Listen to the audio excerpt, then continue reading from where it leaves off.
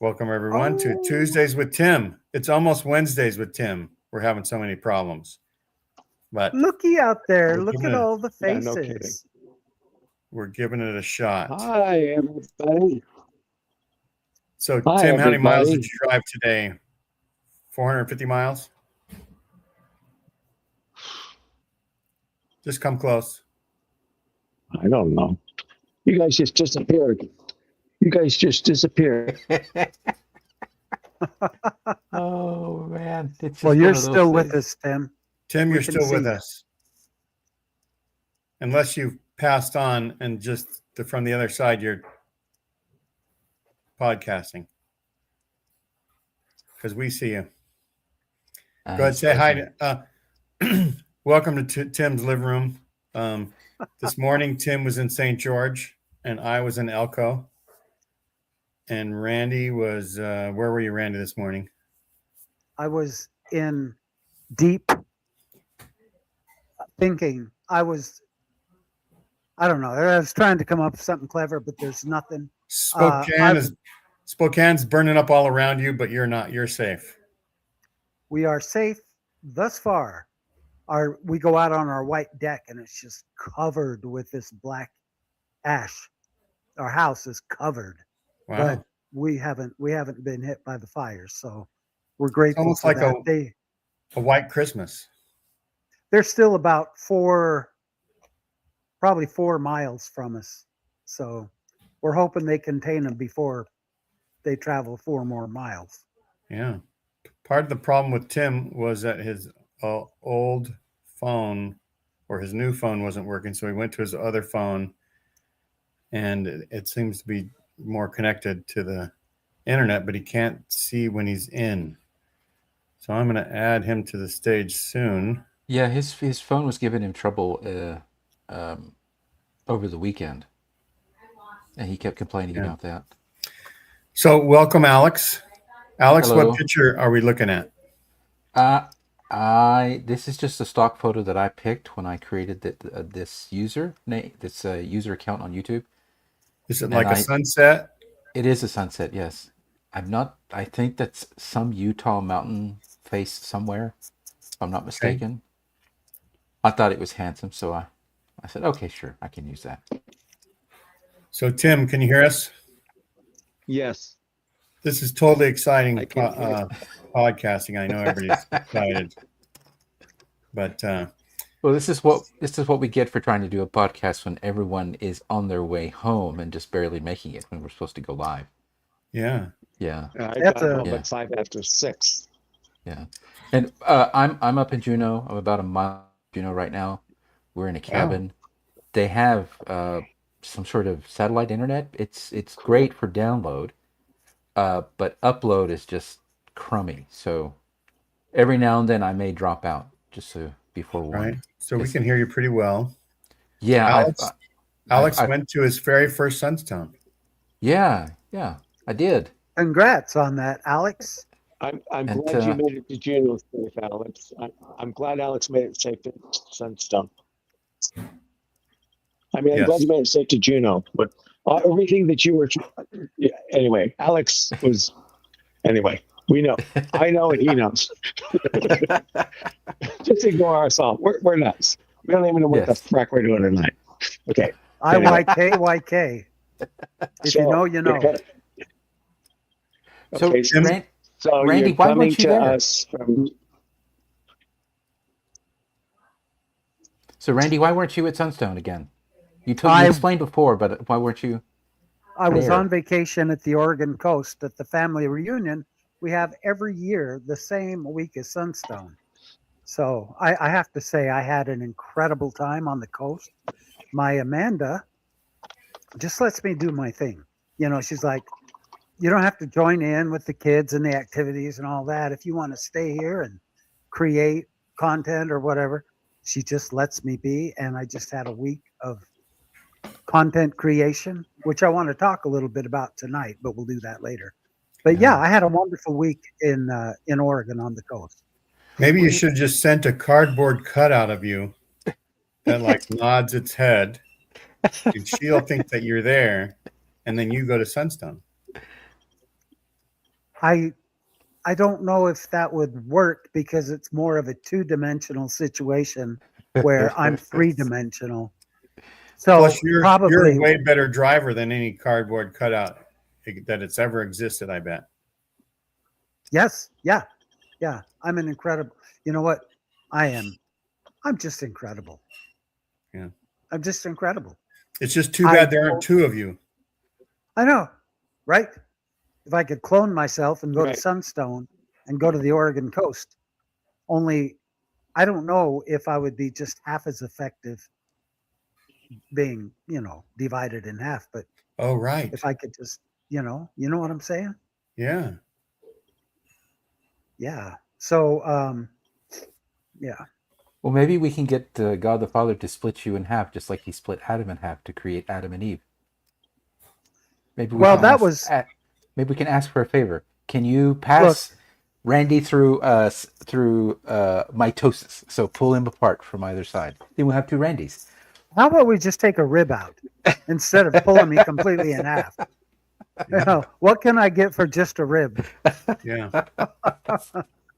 You can get the mother of all living. And Right? Tim, you Exactly. do know how long it's been since you've been to Sunstone? 26 years or 27 years. 2000, it was either 99 or 2000 the last time I was. Wow. That is a long time. And it was my Yes. 5th year in a row. It's a good thing I can count that high. If you had to count to 11 years, you could zip your zipper down. Yeah. That's what I do when I have to count to 11. Is that a euphemism?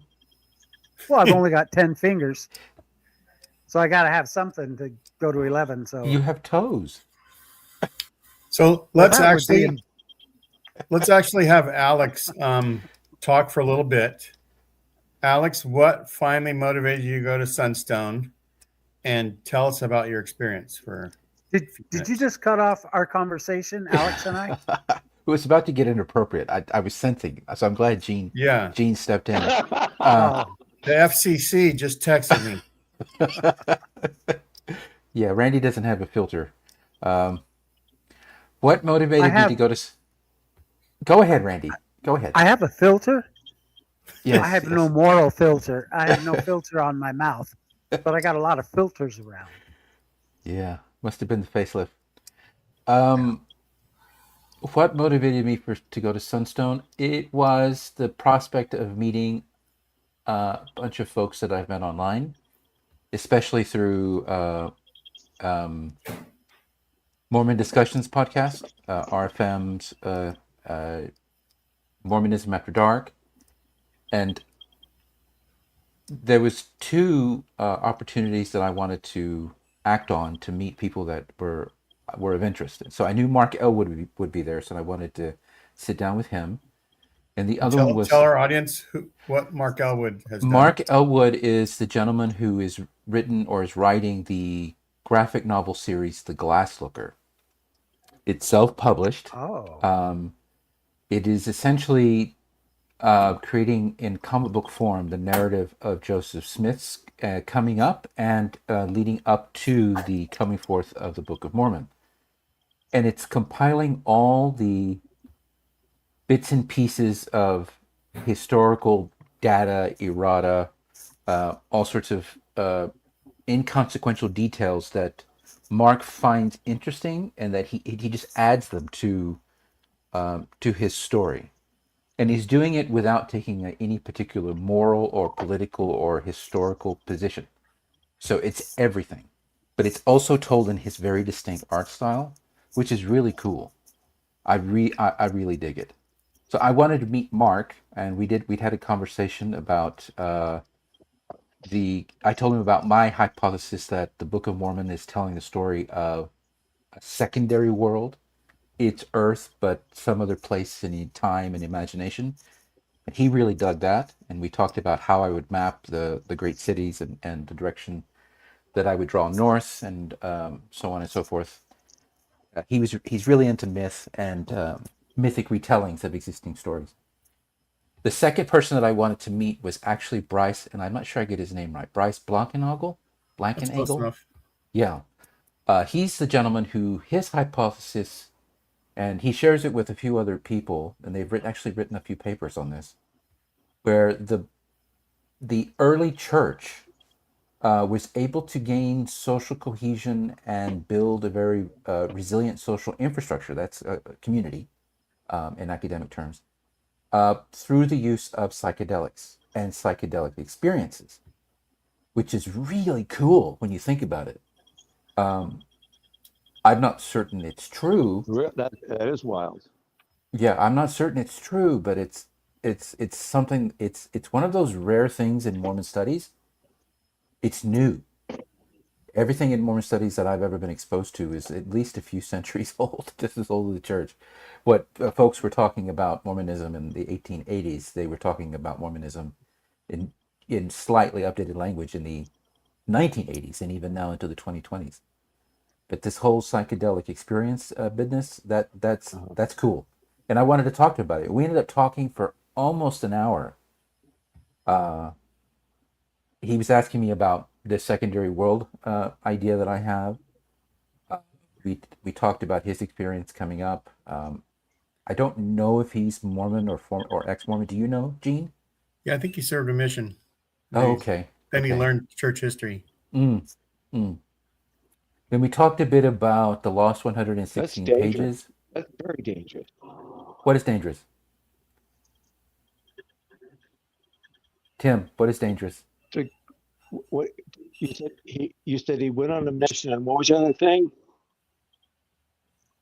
that you said just a minute ago? That he wants to find the truth. Or what was it you said? He learned history. You think he went on a mission and something else? He learned history. Yeah, that's the dangerous part. Yeah. It's very dangerous. Yeah. I was being facetious.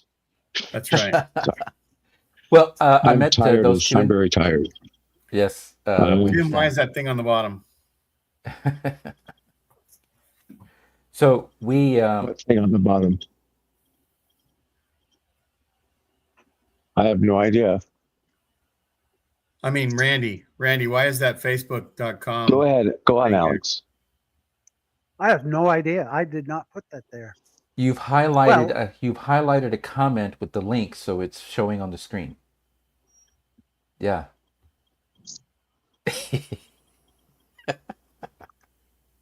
Somehow I did not highlight a comment, but It's saying like and subscribe. Okay. I think that Gene is the highlighter. So yeah, I met those two individuals, and I met a few more people, and then of course we had our own Mormonism After Dark table where folks who regularly frequent that podcast got together and just chatted, and we managed to drag DG there, which was quite the effort. DG, he, like myself, he's from Lubbock, Texas, so it was great to meet him, and it was great to meet everybody, including KD and Call Up Choir Queen and Amber, Auntie M, Wayward Lamanite. We had lots of fun. Yeah. So is there anything else you want me to say about Sunstone? I think that was a pretty good rundown. You met Bryce when we went to the museum, or were we at a restaurant? No. I asked you when that was happening, but I told you, if you recall, that I was not going to be in town in time to hang out with you guys. But we did meet at the Brick for dinner. Remember, the place didn't have any air conditioning. Yeah. Right. You had 12 of us who were all squashed together at that table with no AC and no air circulation. That was pretty fun. Right. Mansions killed their necessities.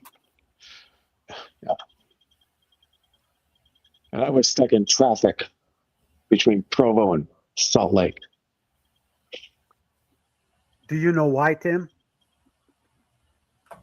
Because it's congested. Tons of people now live between Provo and Point of the Mountain and Salt Lake. So you're saying there's too many Mormons in Utah? Is that what you're saying, basically? Too many people, not Mormons, people. people, people. I mean, people. All stacked along the Wasatch Front. Just that whole area from Ogden. I don't know how it is up to Logan to Ogden. I don't know. I'm guessing from all the way down, at least from Ogden, all the way down to Provo, Okay. and not We'll to have you give a Nephi yet, traffic which is report nice. next time. Tell us about your Sunstone experience. It was like coming home. It was Sounds very like good. I'm so a good. commercial. Does that mean your mom gave you a spanking? I'm just teasing. My mom Did is she ever spank gone. you? No, I don't know. Maybe one. Okay. So anyway, when you first got there, and what struck your mind about it? Was it the same amount of people as the last time you remember? Were there more people? about the same amount. I'd Okay. say. Because I know that COVID took it down a notch, and then they've been trying to rebuild the in-person. Well, see, I got there and I got to meet Lucille and her daughter and Sarah. I got there right a little after 6. For the opening night. For the opening Sarah night. Sarah McCam, yeah. I mean, I drove right there from the freeway. Sarah McCam, yeah. And then I saw Alex and Bob Reese. I used to babysit Bob. Bob was my home teacher in Westwood Second Ward. And I got to say, Bob, I used to babysit your kids. And he turned around and gave me a great big hug. Just very that's nice. The thing about Sunstone is that there are people actually older than Tim that go there. How is that even older possible? Than me. Sandra Tanner, Bob Reese. The 3 Nephites? The 3 Nephites. The 3 Nephites are there too. Yes, that's right. And then I went looking for people. I didn't know. I remember. And there were some other people. I can't remember everybody. And then we went in to listen to this keynote address, and we learned that Carolyn Pearson had died. We lost our poet laureate. Right.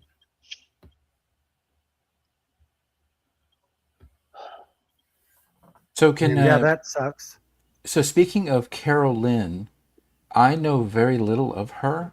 Could you guys kind of clue me in as to why she was so valuable to the Exmo crowd? Because they were the ones. She is the modern. She is the modern equivalent of Eliza R. Snow. Eliza R. Snow was the poet laureate. Yes. Wow. So she was faithful, I'm assuming? Yes. She wrote a book called Goodbye, I Love You. She married a man who was gay, slowly realizing it during their marriage, and they divorced. Her books, Goodbye, I Love You. And she took care of him until he died from AIDS. Well, I can't tell you how many books poems she's written. She wrote My Turn on Earth. She wrote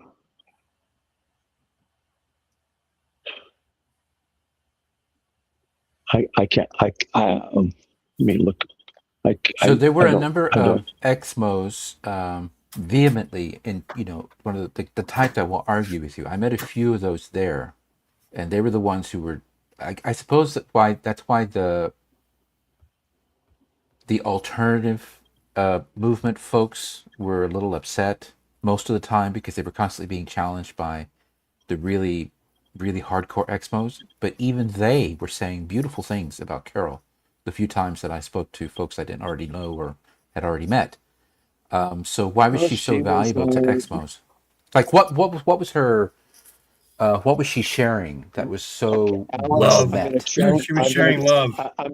Alex, I'm going to challenge you to go read some of her poems. Okay. Beginnings. The first book of poetry she wrote. Yeah, hold that My mother higher. had Yeah. beacon. So for those who don't know, Which one is that, Jim?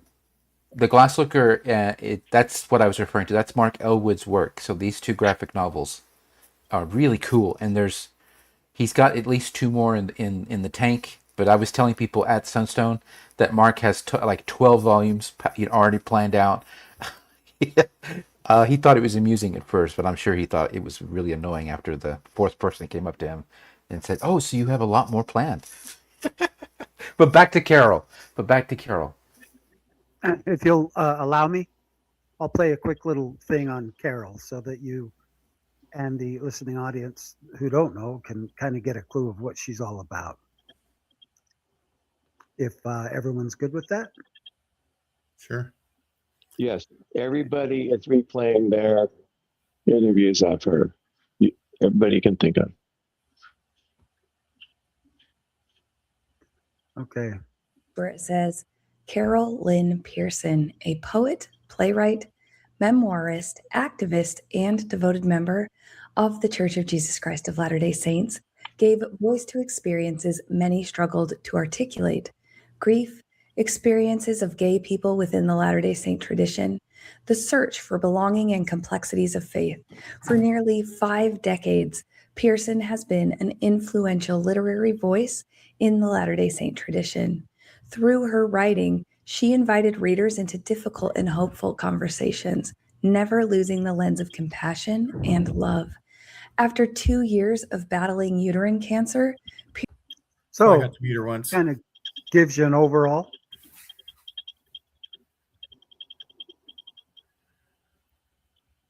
There's me and Patrick Mason and Carolyn Pearson.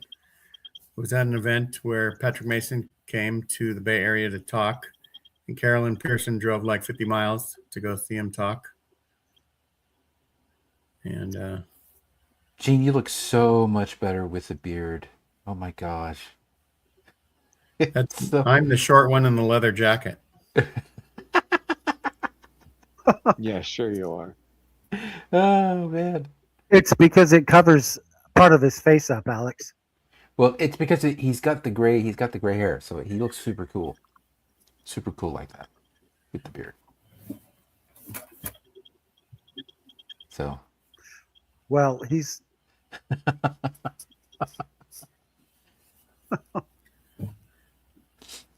so how did the podcast session go? I didn't get it. I was guiding Dan, yeah, blind Dan. I was guiding him around, so I didn't have an opportunity to come into what you guys were putting on your panel. I would have led Dan around, but it would have been the blind leading the blind.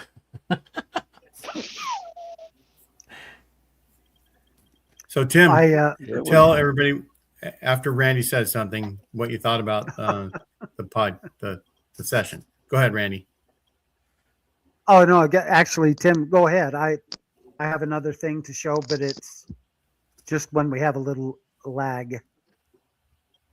We had Steve Pinecker on Zoom. We had Gene Judson. We had Megan Hayes. What's Megan her last Hayes. name? Hayes. Megan Hayes. Me, Megan Hayes, me, Karen Hyatt, and Kiki.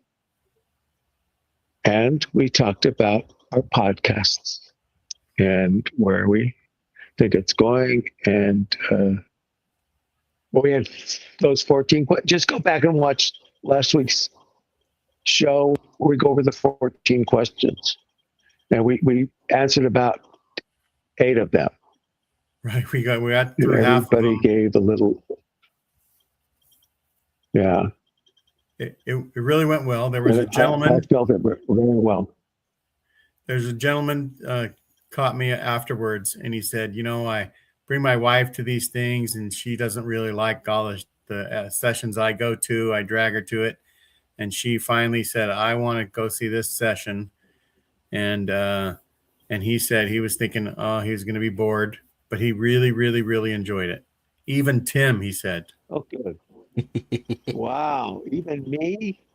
Yeah. Wow. That makes me happy. And it makes me happy. And happy. And Karen Hyatt fawned all over Megan Hayes. She said that she's a #1 fan of Megan Hayes, and that's pretty awesome. And Karen was all over the place, running around up and down the. Karen is such a delightful human woman.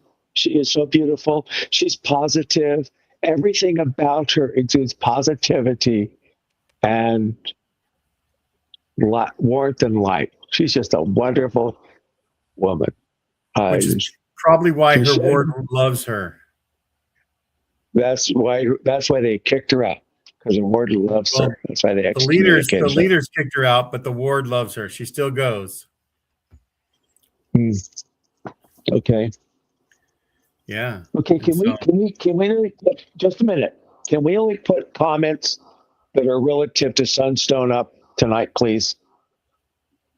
I don't know enough to read and post at the same time. I'm not that good. Who's ever posting let's keep it to Sunstone and about Carol and there's Megan. Guys.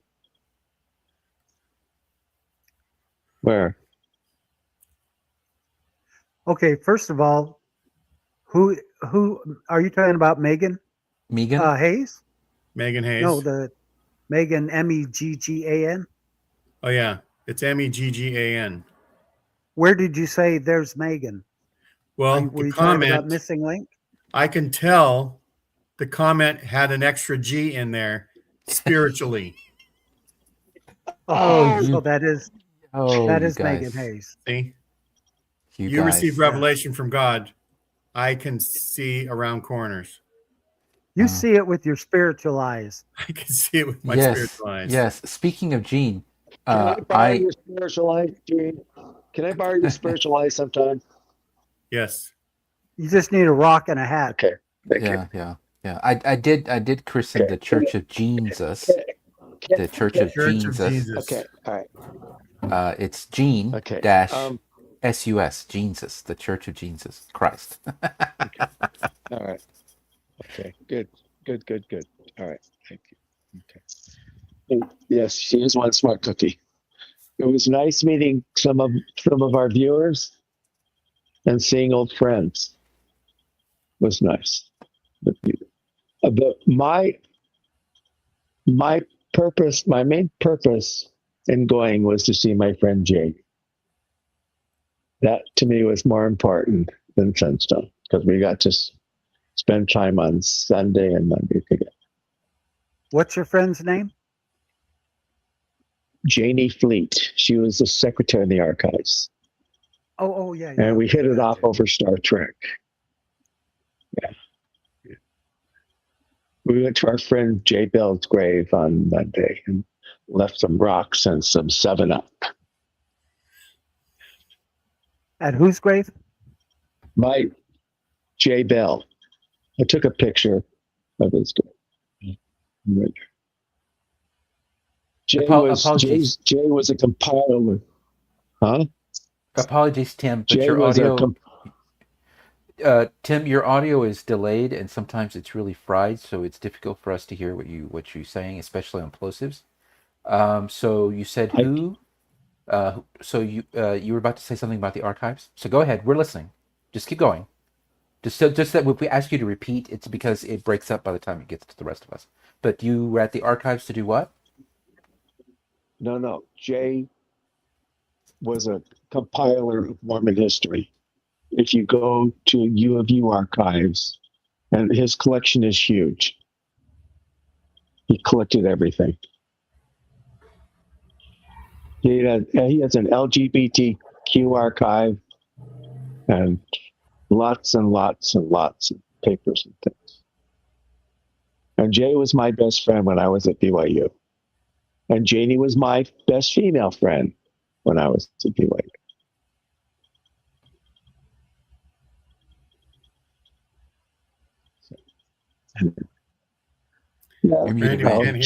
Janie, I think there's sunspots, guys. There's a lot going on with the atmosphere. A lot of people having trouble with the internet right now. I think it's the SDMC. Yeah. Could be. Well, I keep going in it. I keep going in and out, and I can't do anything about it. Yeah. You need to go to In-N-Out Burger. You know, I do. I'll do it sometime this week, maybe.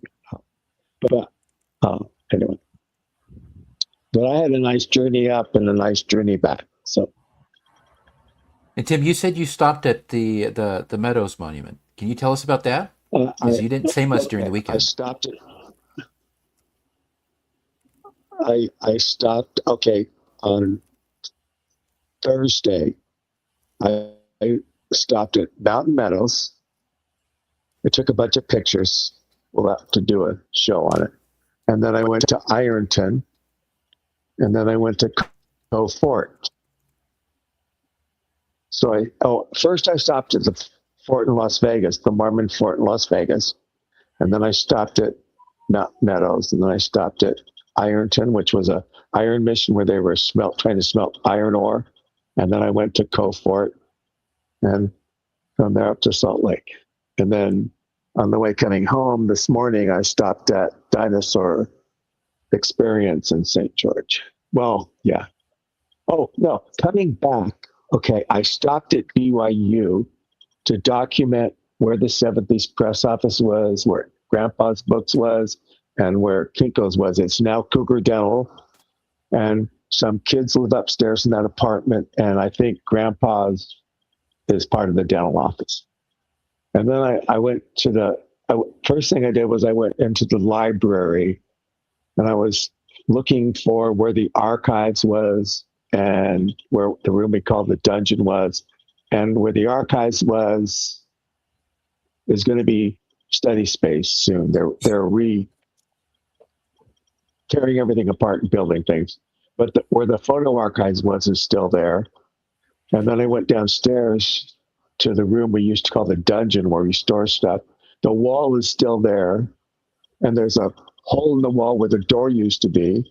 But my old office, the microfilm office, I couldn't figure out exactly where it was. And then I went down to the El Tom Perry archives and talked to the archivist there and told, I used to work here, a little bit of history.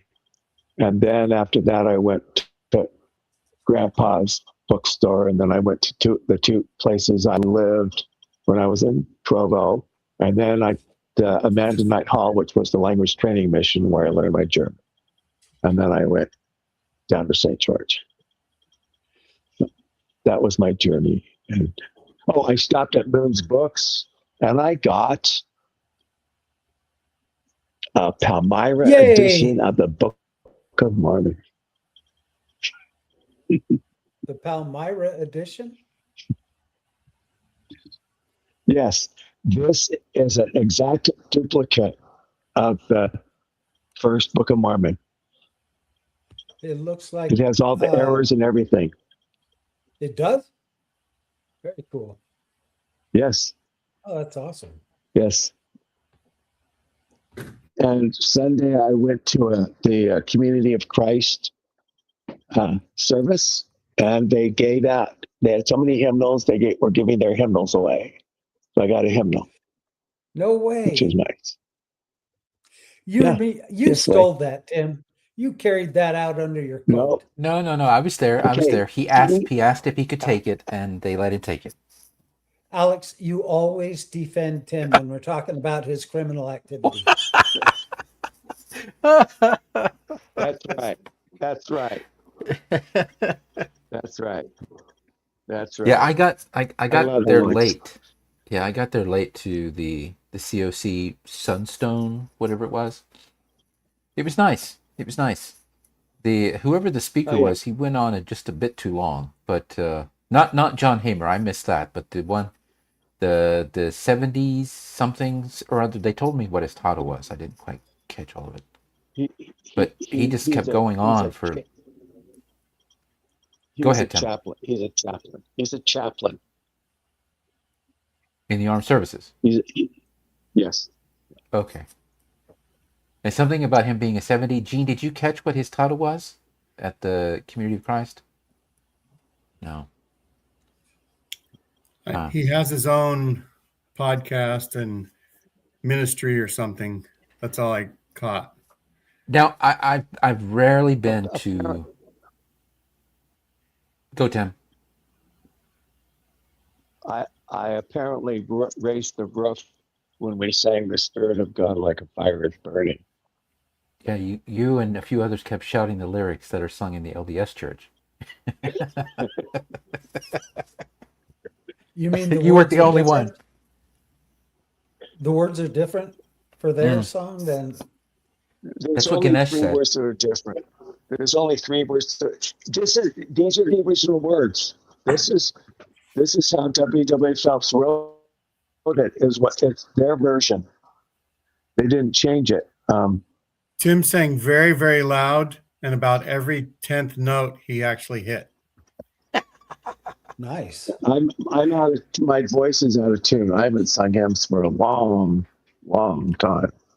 Well, the And of John course, Hamer was set in front of me and slightly to the right, and then Ganesh Sherion was to my left, my immediate left, and both of them were singing so loud that I could barely hear anyone, but I could hear people shouting different words. They weren't singing; they were shouting different words from And somewhere. Ganesh has a beautiful voice. Well, he does. It he says does. right in the words. It says in the words, "We'll sing and we'll shout." Yes.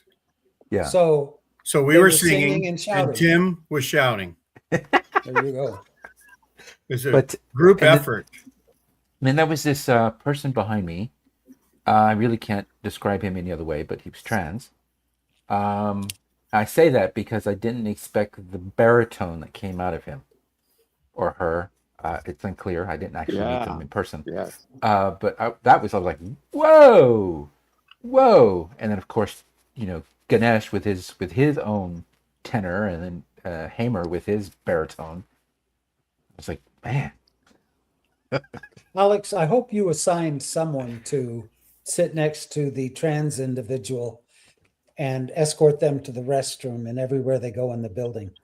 Oh, this was a community of Christ. They didn't give a shit about that.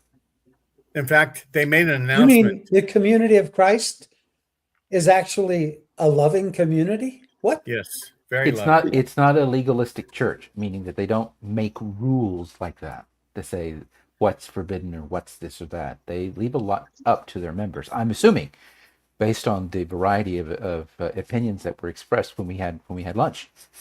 Right. Nobody there had the same church approved things to say about anything. They all had their own.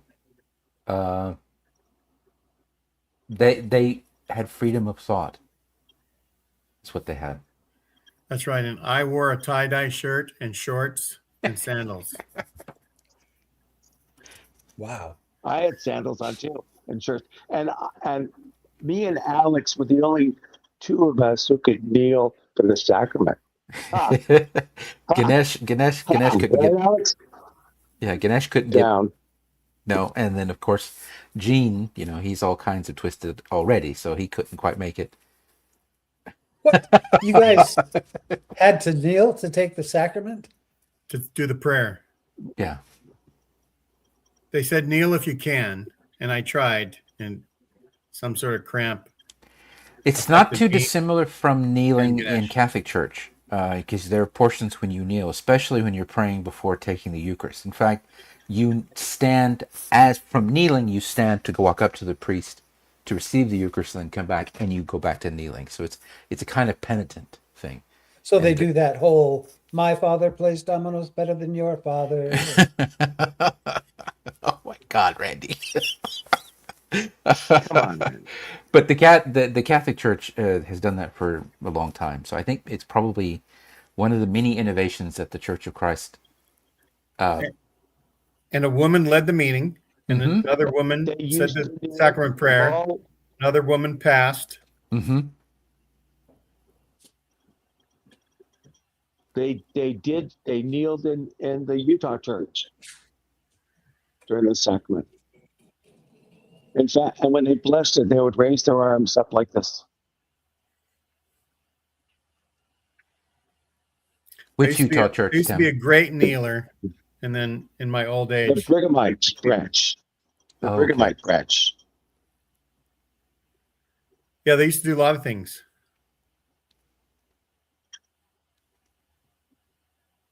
Yes. So, speaking of singing, Well, speaking of music, if you go to that family meeting every year, Randy, I think you could skip next year and just go to Sunstone. What do you think? it's a possibility. I made content while I was gone on the beach there, and I'd like to play a song for you if it's okay. Yep. Okay. Anybody Cool. mind that? I actually made it into a TikTok video, and I want to discuss a little bit about social media before we end the show. But yeah, let me play this for you.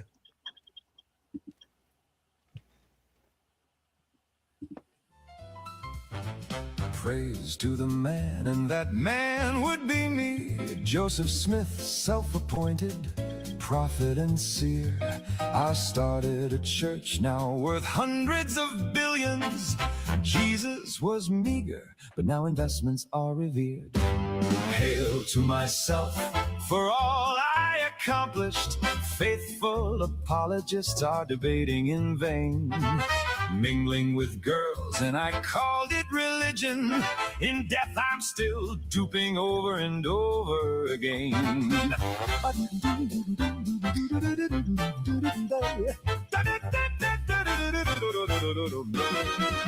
You heard the testimonies from all of the members, but what happens when the real truth you finally find out? They say you can leave, but not leave it alone. What do they expect? I love that song. I couldn't hear it at all. Did you make it? No, Who created that with the prompt and AI? well, I don't know, but I mean, I created the video, but I heard the song and loved it. Right. What's So the I song? created the video. Hail to the man. Only he does it. Tim, you couldn't hear I any mean, of that? praise, no, praise to the man. I mean, praise to So the it's man. a different yeah. thing. So yeah, Tim somehow can't hear the things that you play, but he can hear us, and that's good enough. Right. Tim, I'll listen to it later. I'll text it to you on your phone Ron will like because it. Thank you. you don't have Oh, okay. your Facebook back Chuck up yet, liked do you, it. Tim? Not till the end of August, if at all. That's right. So about that Sunstone, guys. Yes. No, it's not. There was a little girl whose name I didn't catch. She was very sweet. She was wandering around with her mother and grandmother. She kept Sarah, saying that's Sarah Sunstone. Steele. Sarah. Sarah, she kept saying Sunstone. She That's- couldn't, and people yes. say, no, it's Sunstone. She's like, yeah, Sunstone. I miss Sunstone. Thank you. It's beautiful. She gave me Yeah. a hug. Sarah's grandmother is a fan of the show and met us, Yes. Okay. and it was fun. About 15 people said that they listened to my show.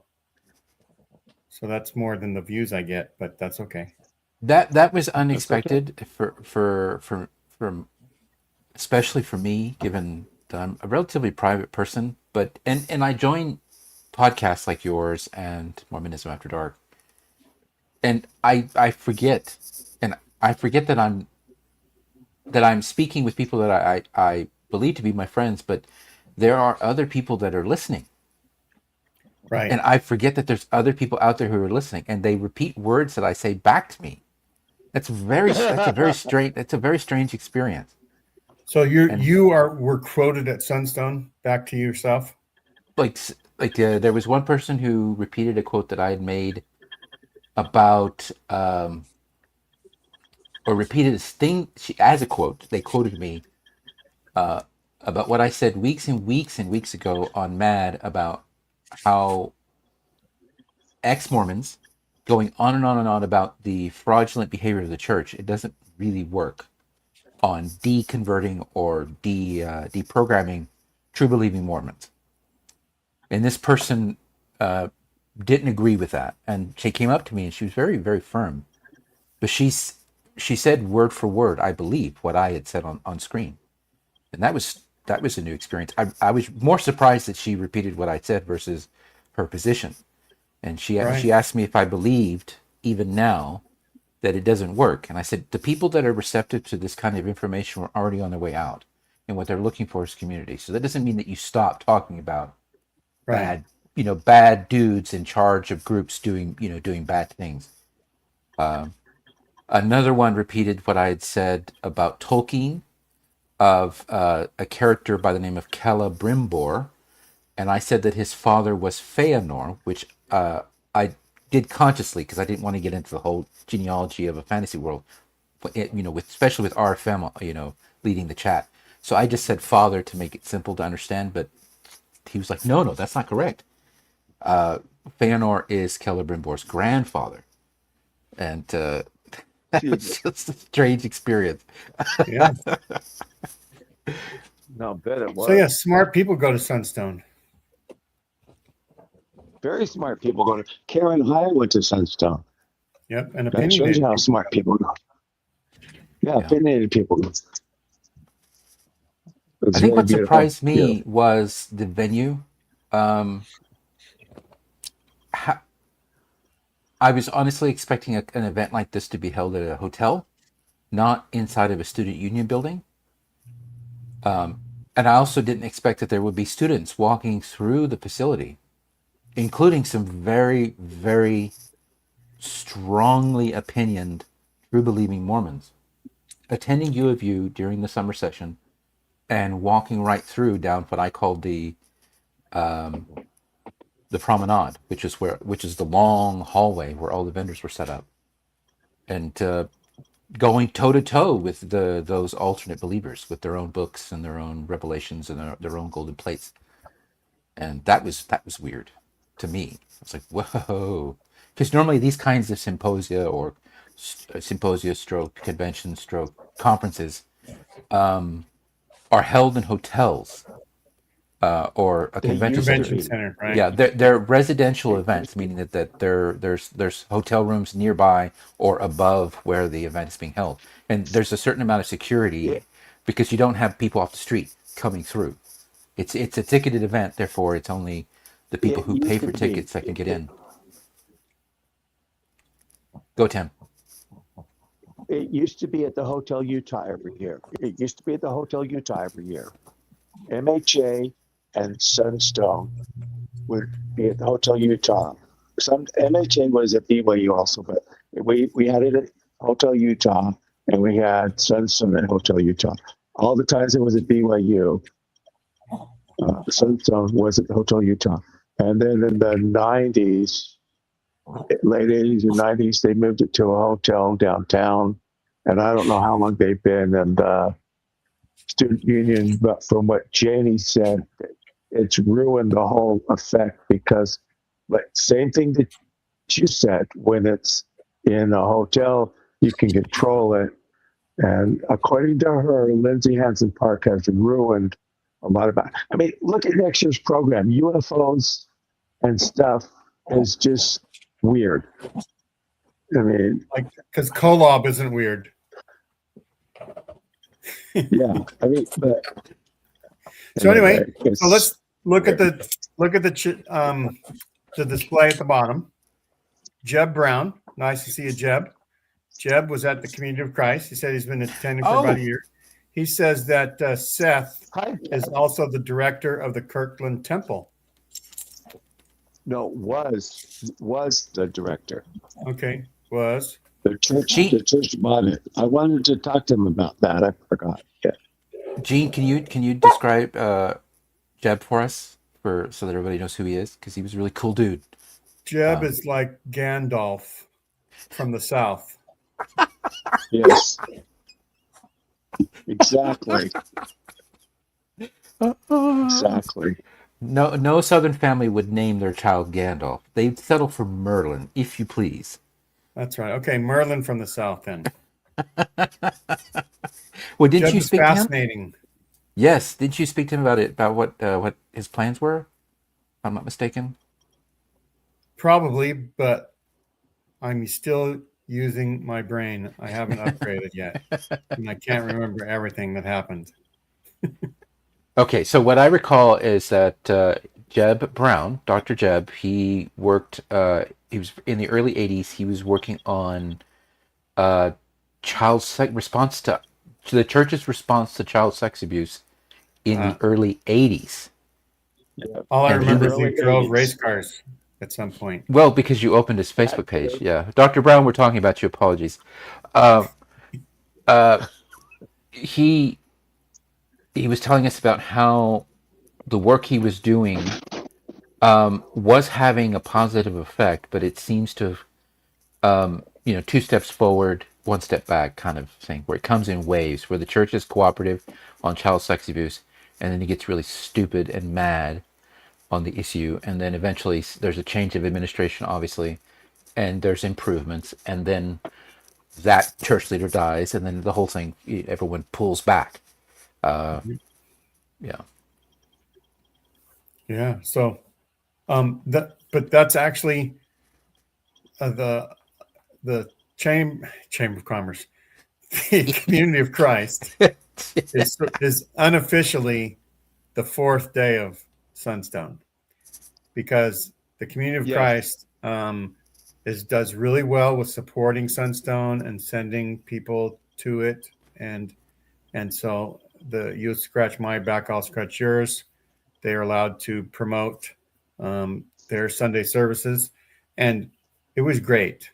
John Hamer spoke, and then Seth spoke, and it was very. I thought it was good. Did you like it, Alex? Well, I was only there for the last, say, That's right. 40 minutes, Yeah. and I was in where the common area. I just kind of stood there for a while. And then it was an opportune moment for me to come down into, because the chapel itself is actually, it's a bit lower than the. Although Alex, if you were younger, you could just run around the. Yeah, there were kids running congregation anytime you wanted. everywhere. That's new to me. The kids were just Great.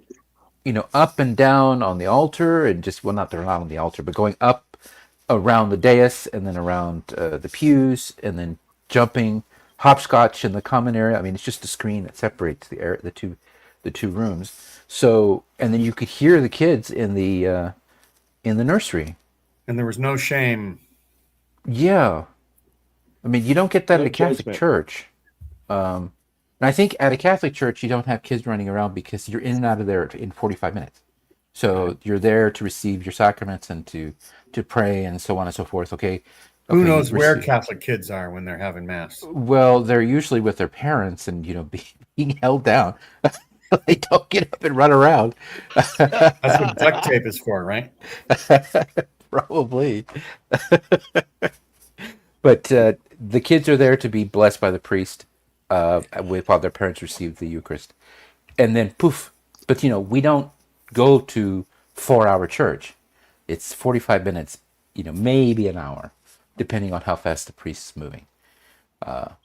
So that was a new experience for me to see all these kids jumping up and down and moving around. And also touching the Eucharist, or the sacrament as you call it, after it's been served, because normally the priest is the one that eats what's left over. There's no body of Christ remaining. But the kids went up and ate what was left. Ate the rest of the body. Yes.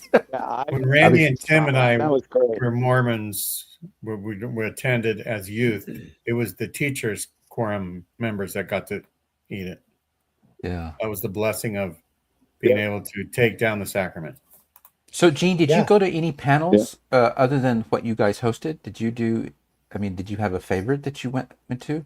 So I went to Ganesh talking about the Book of Mormon, and I went to Dr. John Lundwell talking about the Book of Mormon.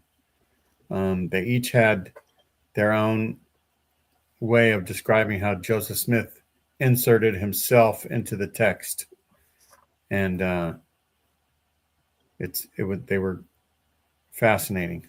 Well, inserting himself into the text. Okay, so I went to the panel of the stylometry and the word analysis. I'm sure, I forget the guy's name. He's been on Mormonish a few times. And and he has come to the conclusion, based on his analysis of the analyses, meta-analysis they call it, that there are three voices or three composers within the Book of Mormon. So you have what he assumes to be the narrative writer. He names him outright as Solomon Spaulding. I don't know if that's entirely true. And then you have the sermonic contributor, which is definitely Sidney Rigdon. And even I agree with that. And then there's a late voice. And the late voice is Joseph Smith. Which is interesting that you say that Lundwall and Cherion, insist that there is some contribution from Joey, and you have this other guy who believes that Joseph Smith was not the whole contributor or the whole creator, but he did contribute late in the process of putting together the book, which is pretty cool. So they all seem to be agreeing in their own way. Yeah, in a way. The thing about Ganesh Cherion's analysis is that he shows how things that are happening at the same time in Joseph Smith's life are reflected in where he was, who was his audience, and what was happening. And so because there's a timeline of where Joseph was and who was being the scribe, and so a lot of that stuff is written down, and you can sort of document a timeline of where Joseph Smith is, and then you can work backwards and say where in the Book of Mormon was he during those times. And he shows a lot of that. I have his book somewhere, but I don't know where it is. Was it the only panel that you or panels that you found? So like people have been posting in the comments, the Mike, the comedian, was good. There were a lot of times I was running around trying to help other people do things, like help Megan Hayes and meet people, help Kiki get acclimated. I crossed paths with Rebecca in Landon, Rebecca Biblioteca in Landon, Brophy. But Dan, again, I had Dan on my shoulder, so I was like, man. And he wanted to go see Julia Sanders. She was interviewing that guy. Oh, his name I always forget. He was one of those, like Dr. Brown, he was one of those folks who is an advocate for child safety. Oh, yeah. Ossoff or something like that? He's not a Mormon. He's a lawyer. Kossoff. Yes, he's an attorney. Tim. His name is Tim. That's why you forgot it. Tim Kosnoff. Tim Kosnoff. Yeah. Yep. Tim Kosnoff. Tim, what was your favorite? Session. Your favorite session. My favorite session was the one on folklore. The one on folklore. That was my favorite session. I wanted to go to that one. I completely forgot.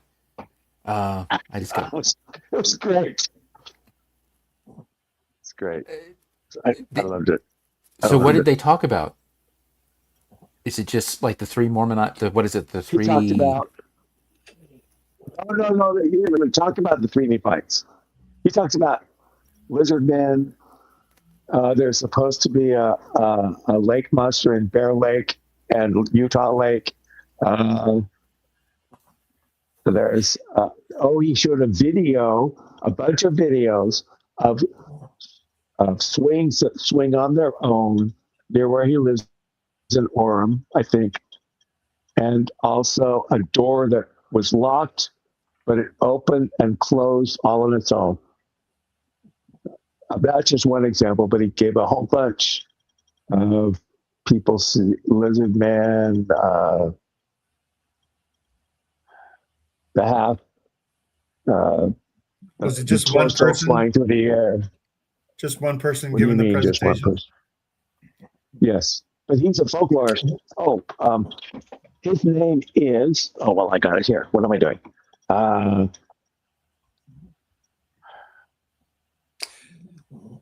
Gene, do you know the name of the presentation?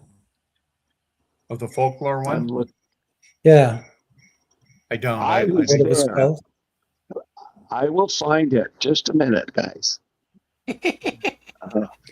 I was there. pretty much there were 5 sessions for each, either hour or hour and a half, depending on what was going on. And Tim, it's a lot of things, a lot of sessions. Yes. What?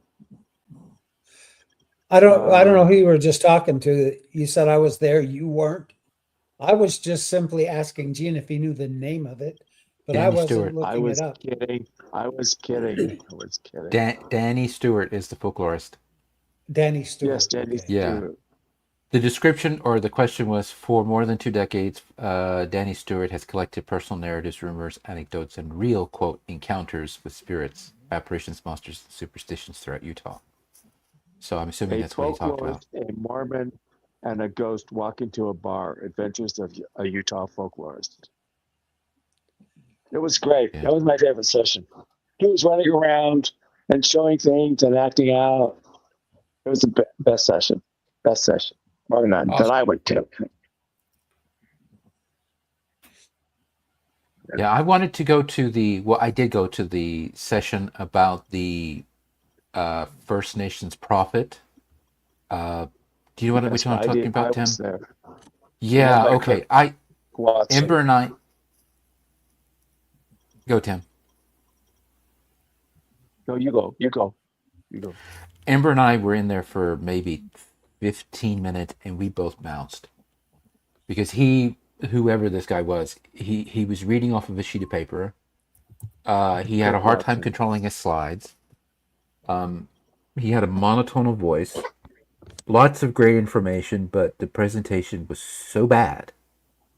And then coupled with the fact that the audio in the West Ballroom was awful to begin with, that I really couldn't hear most of it. So I was like, I gotta go. I can't handle this guy. Yeah, it was. But it was bad. He can't project. He's not a very good public speaker. Kirk, nothing against you. You just need to practice. That's all. But yeah, it was okay. Yeah, that was one that I was hoping that would be good, and then the other was why gay men stay in the church, but I missed that one too. I think I was talking to someone, forget their name. Yeah, they were asking me lots of questions about being Catholic and the cult that I grew up in, which was, they were being kind of pushy, but I answered every question that I could as the best as I could without giving too much away. Megan Hayes kind of pushed back on that either yesterday's show or today's show, where she looked into some stats about gays and attendance in the Mormon church. And she showed how like way more than 4/5 of people who identified as gay 10 years ago, say, are no longer attending. So there are people, right? And but just not, they're not like staying as because the church is so true or anything like that. Oh, and another one that I was hoping would be really good and had to have some really cool things to say was it was the tale of Mormon fellowship and those who leave who stay, or something like that. It was comparing the Mormon experience to the Lord of the Rings and to the Hobbit, which is it's one of those cool ideas. Like, okay, what's in this one? But like so many presentations at Sunstone, it was just some dude reading off of a piece of paper. Because when scholars do a paper, they a lot of time read their paper. But this guy was just reading quotes from the book. And I from both the Hobbit and from the Lord of the Rings, and I have those books practically memorized. He didn't read anything out of context. Everything that was on the page in Tolkien's words applied mostly to his assumptions concerning the Mormon experience. But holy shit, was it boring!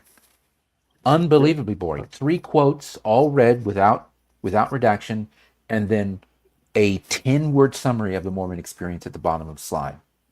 And the full quotes were on the slide as well. So after about 30 minutes of that, I left. I just could not take it anymore. and I was hoping it would be cool, because that's a really interesting idea. You take the works of Tolkien, which were innovative and they still are rather innovative and groundbreaking in their own right today, and equating that to a Mormon experience. There's a lot of interesting parallels that can be made by a scholar of adequate skill and a presenter of adequate skill, but this gentleman was neither, which is unfortunate. Like somebody commented in the chat that the session titled "We're Thankful for the Moisture." Eli McCann and Skylar Westerdahl did a really good job. One of them's a TikTok sensation, Eli McCann. Was that about the water conservation, I think? It says, unless you've been living on a rock. Go ahead, Tim. That was Bob Reese and some others. It was Saturday around, let me see, sometime that day.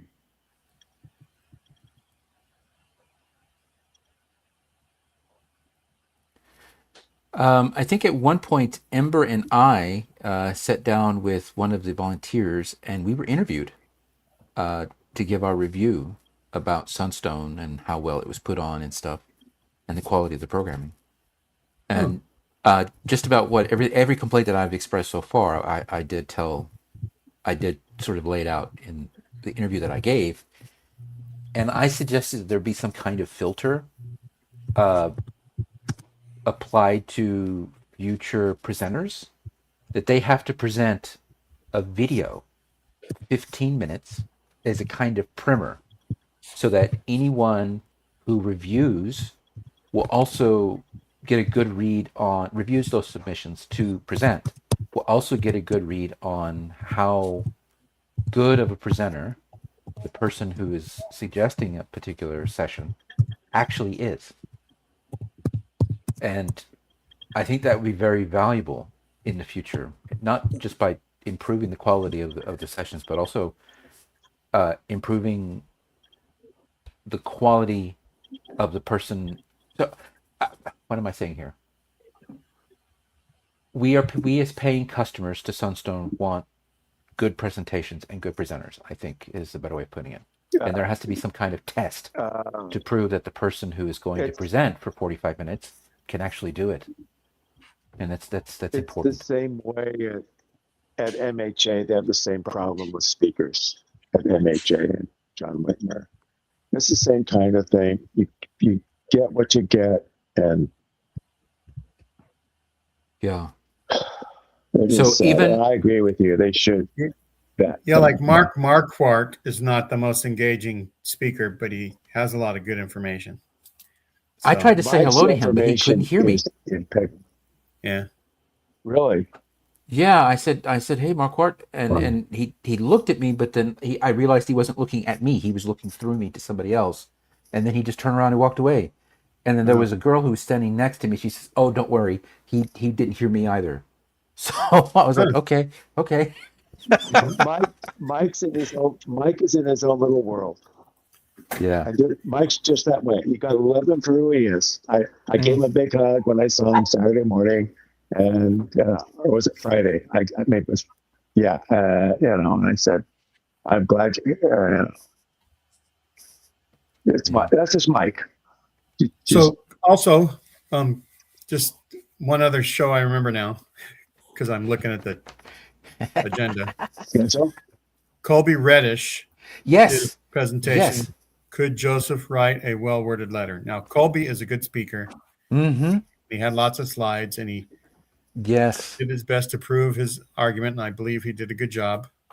And if you recall, I got really mean I was really mean with my question, and people told me that I was really mean to people the way I asked my question. What did you think of that? Colby appreciated your question. But did you?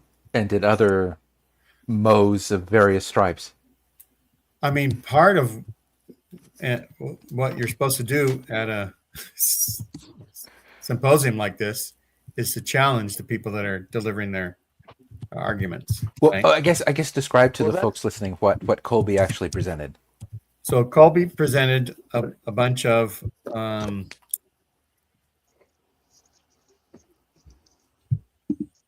sections. Did he compare sections of what Joseph Smith wrote to sections of like the Bible a lot? Yeah, the parallel between the text in his letters to the text in the. Yeah, so I think maybe one thing is that since he normally is dictating these things, Colby's saying, even if he's not original in coming up with write or dictate a coherent, well-worded letter, he could by using these other things that were in his brain. Yeah, and there were folks that were coming up to the microphone, and it was quickly turning into "you have to believe" or "be forgiving" to Emma Smith, a kind of struggle session that folks in extreme religious groups tend to go through, where you Right. say, Was Emma Smith lying or couldn't remember? Yeah, or right, and we have to forgive her, and we have to be nice, and I hate that we have to be nice bullshit, because there is nowhere in any religious text there's a commandment, be nice to people. That does not exist. No, We as a that's species correct. were just as happy to kill anyone who was a threat, and we still are the same as we were 3 million years ago. That's So when we took this shape. So I don't know if being I'm nice. good at quoting other people or I just don't remember things, but tell us what you said to Colby or Randy, your dogs. Yes. Mute. Okay, so what were you saying, Gene? So, Oh, hey, sorry, Alex. I didn't mean to interrupt. I couldn't hear Gene. so say what your question was to. Oh, right. I was getting really frustrated because it was turning into a struggle session, and all these true believers and all of these, whether they were Brighamites or they were Prairie Mormons, they were walking up to the microphone and they were starting to get really pushy with Colby. So I knew we would have to cut it short soon because of time. So I said, I have a question, without going up to the microphone or standing in line, because I wasn't going to do that shit. I said it, had to say it twice because I didn't say it to the microphone. That little weasel that was running around with the mic. Bless him. I said, I am not interested in Joseph Smith's pontificate. He is right as a bridge builder. And nor do I have any interest in Joseph Smith's episcopacy, his work as a bishop, an overseer. And then I may have said something about him being a prophet, to bring about or to speak good news, gospel, or the opposite, which is ill news, laugh spell, which is he did that in equal volume, just as Brigham Young did or had. And I say what I'm interested in is Joseph Smith's ability to engage in this kind of aggregation that we saw on screen. And what was it that allowed him or gave him the ability to do such a thing? Was it that he had an eidetic memory, or maybe it was an autobiographical memory? If either of those things truly exist, what was it that allowed him to do this? Because he's always been described as being able to riff.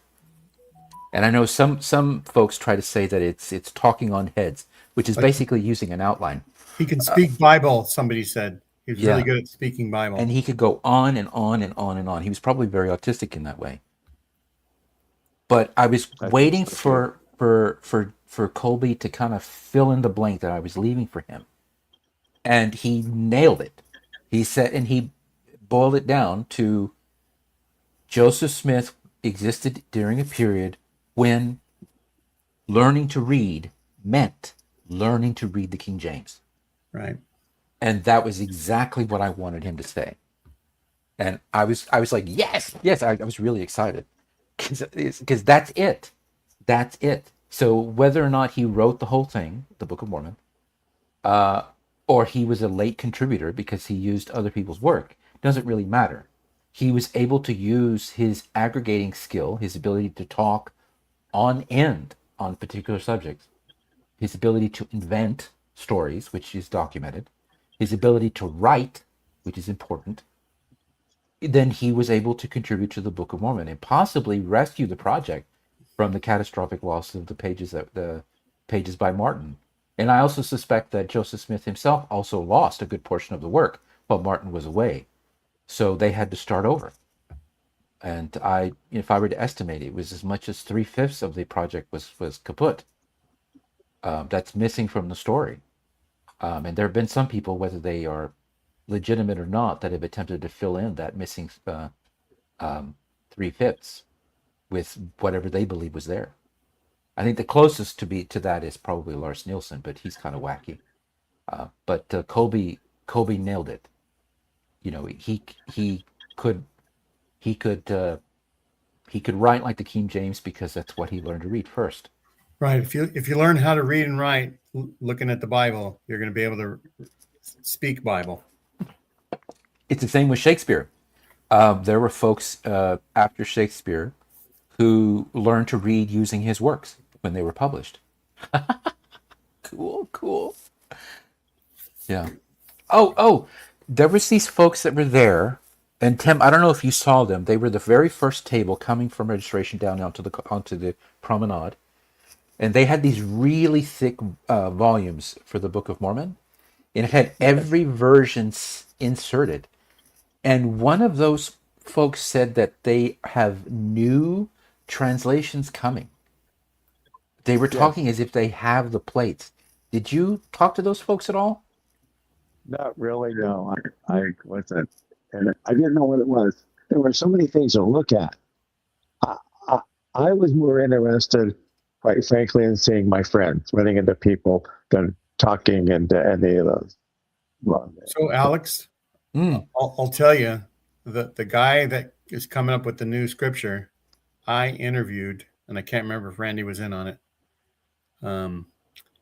at the beginning of this year, like in January. So if you go look, and I think we even say something about new scripture. Maybe I should look for the link to it. Yeah, they said that the golden plates are being translated. And I was like, really? And the only reason I walked up to them because I saw the frontispiece on their well, maybe it was on the title page of their book, their collated book, and it was weirdly formatted. The text itself, it had all these different numbers and letters and symbols. I mean, it's the Book of Mormon text, but it was redacted in a really weird way, which I didn't quite understand. As far as adding little just say dots. It's just as made up as Joseph Smith's making. Probably, you know, every paragraph had little hats and dots and symbols. These kind of weird and strange annotations. But on the title page, I think it was the title page, they had a sephirot, which is the tree of life that you see in Kabbalah. Really? And that was the reason because I saw someone holding the book and I saw the sephirot, and I turned around and walked up to them. Sephirot. Yeah, sephirot. It's the tree of life with the circles laid up like a tree, with lines connecting them. I know what it is. Yeah. My friend Royland Mortensen studied the Kabbalah to death of me while you explained it to me. Royland was a friend of mine, and he had a nameplate on his desk that said Royland Mortensen Kabbalist. Interesting. Wow. Anyway, Well, there were a lot of. Yeah, I asked them about it, but they really didn't have much to say about the sephirot. And I was like, why are you using it? And they didn't really know, which is a surprise to me. You put that symbol on your pages, and I would think you would know and understand what it means. Wow. And I made the comment that if you have all the different individual circles, they have names, but if you have them mostly highlighted in white or whatever color, then if it's just one color, then all of the points on the tree have to have the same color. And I pointed that out because they had two of them, because of the artwork behind the sephirot is black and white. I think it was trees or something. Then all of the points on the tree also have to be the same color, but they weren't. So I pointed that out, and that's when I knew they really didn't know what the symbol was. They probably thought it was cool, but it's a magical symbol, so maybe that's why it was on their artwork. But Western esotericism doesn't use it like the Kabbalists do. And you rarely see Kabbalists drawing a sephirot anywhere. because it's that sacred. You just don't fuck with it, because it has a kind of power that they truly believe, so they don't want to fuck it up, so they don't That's draw it right. anywhere. Yes, it's true. And then I had this conversation with some folks who were Adam God believers. I knew that there would be some people who would go, Tim. Were they at a table, or were they just people you talked to? They had a table. They were one of the several groups there. I don't know which group it was, but one of them walked around with a bowl of cookies, and just offering them to people. And I noticed it said Adam God. He had a little pin on his lanyard, and I said, "What is that?" Because I've heard RFM describe it. It has something to do with Michael, Archangel, as being human or something. It's very confusing. And he tried to explain it, but he wasn't very good at explaining it. Where'd Randy go? Is he still on? So Yeah, David he's- Fairman is the guy that was doing the scripture thing. They consider him like a prophet that's bringing forth new scriptures. Yeah. And just like our authors that write about Middle Earth or Harry Potter or anything, you could create your own. Yeah, I don't Stuff called fault scripture. I don't. Joseph Yes. To make Adam God again. Those pins, I saw those. MAGA. Yeah. In fact, one of the girl who interviewed Ember and I. Oh, what was her name? Was it Grace? Monica, I think her name was. She had one of those on her lanyard too. Mike Norton is the one that came up with that. Cool. True. I mean, bully for them. I mean, they want to believe what they want to believe. That's fine, as long as they believe it with conviction, and they don't use their belief to fuck with other people. I'm cool with it.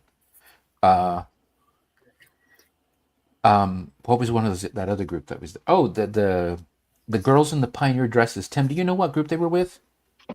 They were the polygamists. I don't know what group they were with. I didn't ask them that. There's one that's in Nevada. No, they're Bunkerville. No, not Bunker. They're down in Colorado City.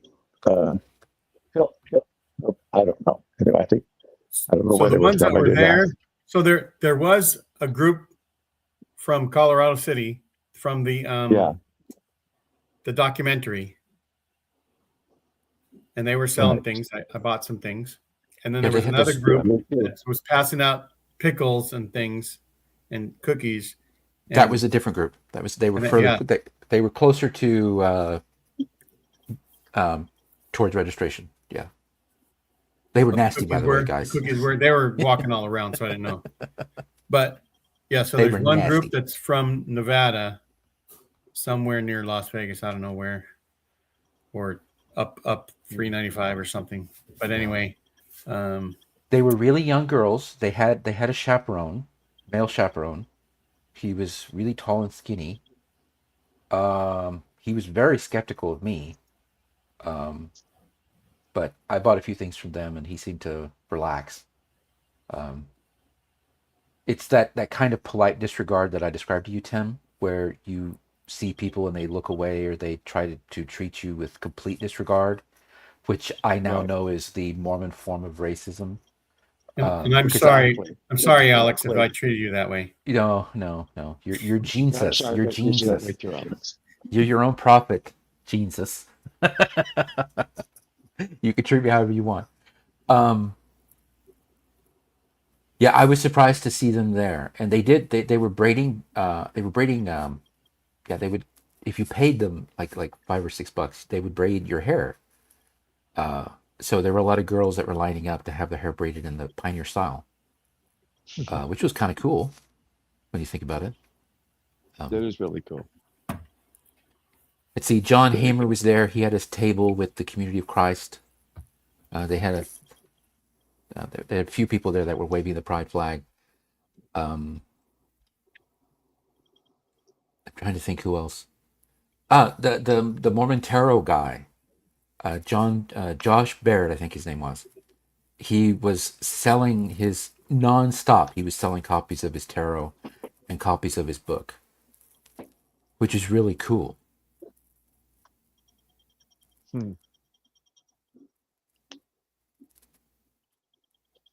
Interesting.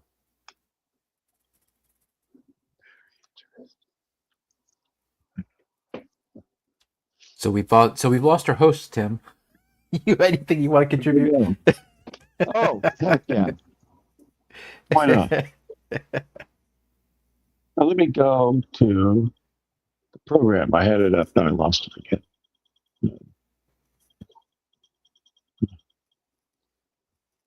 There's a lot going on with the atmosphere. All right.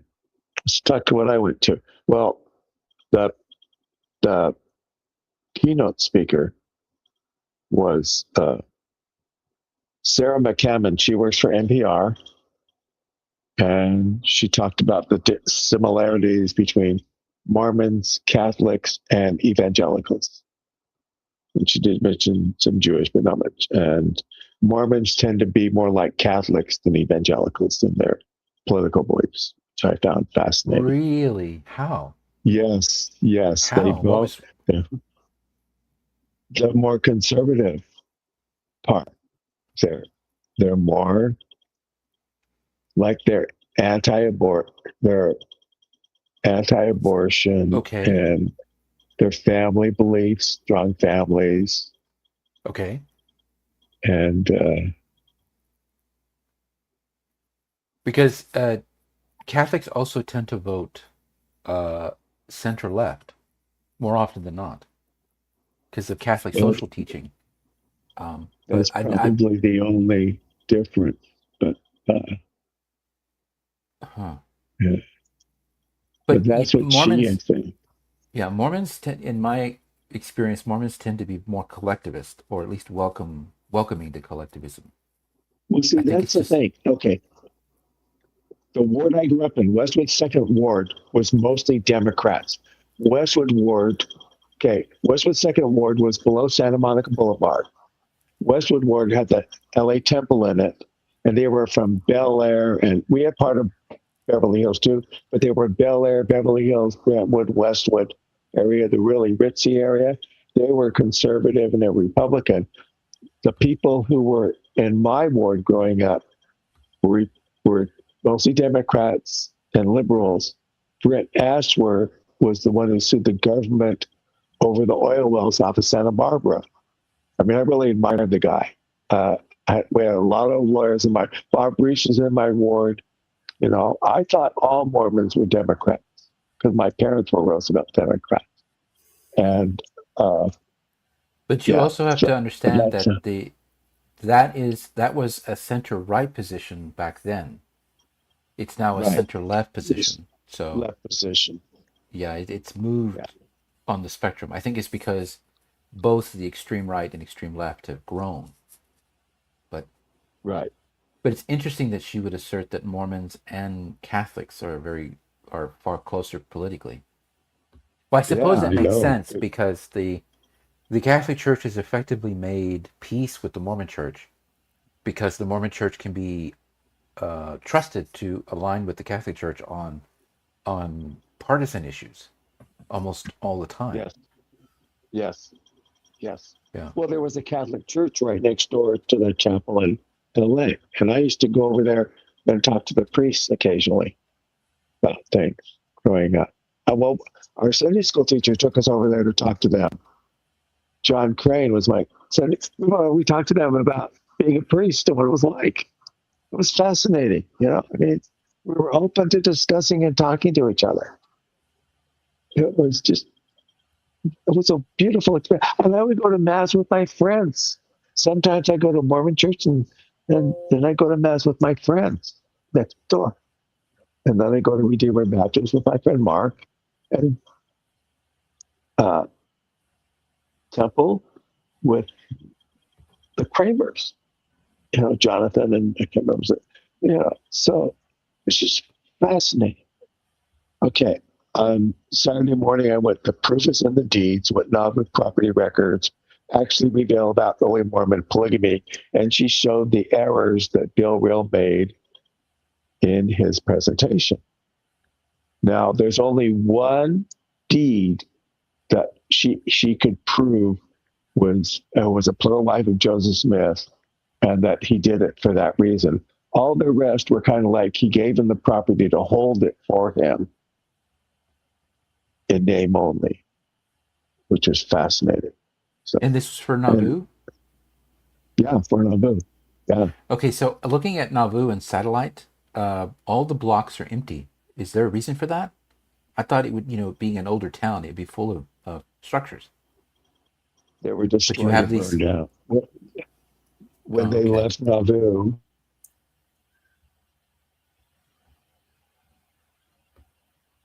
did we lose him? over the year, nobody lived there. The town became derelict. The town became derelict, and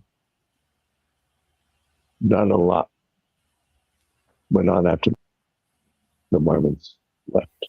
Mm. And then I went to here. Next one was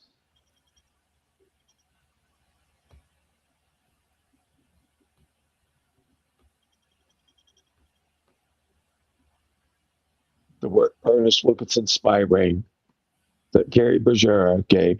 And if it weren't for me and Janie getting out Wilkinson's diary and giving it to Ron and Gary, he couldn't have written the paper. He didn't. Okay. But he didn't acknowledge that. Do you want credit, I was in the Tim? second row. Do you want credit, sure Tim? do. Is that what you're saying? That's Janie and I. Janie deserves more credit than I do. That's correct. Yes. I want credit. It was good. It was the 1966 fire, and I know all about it. They did an article in Sympathy's Press years ago about it, and it was just a rehash of that. I knew most of what he was talking about. I'd been there before, but I wanted to see if he had anything new to say, and he really didn't. But that's great. Just like Tim wants credit for that and paper. then I went to... I want credit for everybody that was glad that Megan showed up. That Megan Hayes showed up, which is because of Tim did the work and I invited Megan. I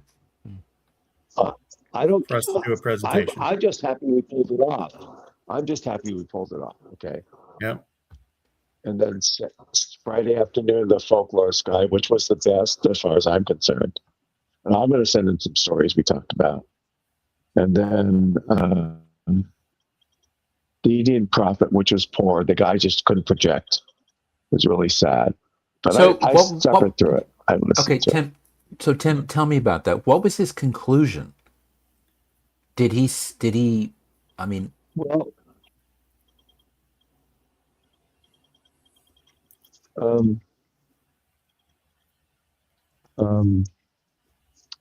so while you're thinking of that, Jeb says the polygamous group is called the Work of Jesus Christ at Centennial Park. Okay. There's always been this story about an Indian prophet or another prophet coming forward. In the Book of Mormon, it talks about a prophet coming forward from the Native American, the First Nation, and it's been a part of Mormonism from the very beginning. And he just went through the history of it and all the different. It's not the one mighty and strong. This is a different prophet. This is it that would come out of the First Nation, and he went through all the history of where it came from and who claimed to be it. I mean, there were even white men that claimed to be the Indian prophet. There's a lot of white men who claim to be Indian. Yeah. True. So did he bring it? Did he even? I'm not sure he was even able to, but did he talk about Midiga and his attempt to insist that he is the prophet? That's how he ended. That was his ending. That was where he stopped. And did he conclude anything when he stopped?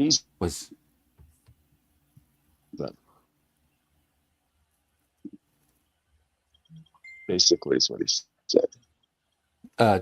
You broke up again, Tim. So he did what? He said he was a fraud like the rest of them. Oh, pretty much. Oh, He thank puts God. them in the same.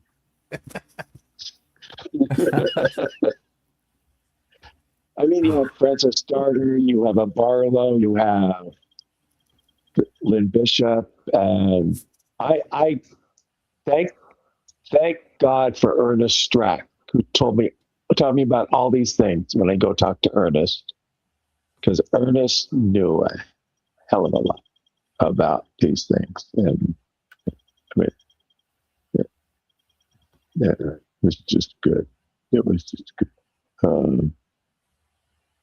Yeah, and then I went to after that. I went to.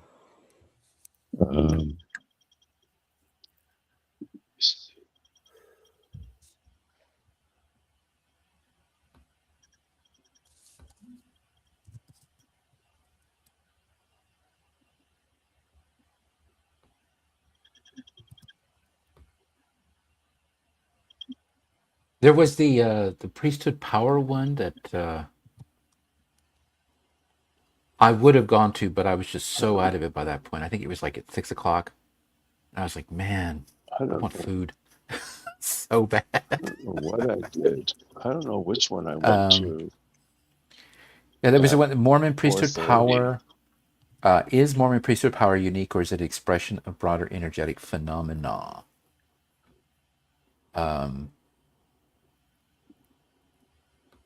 I'm curious if I may have to buy it. And then I went to like, share, follow, influencers, algorithms, and the making of modern Mormonism. Gene and I went to that one. I also went to the one with Analyzing Mormon Friday, but I don't remember. It was in the morning.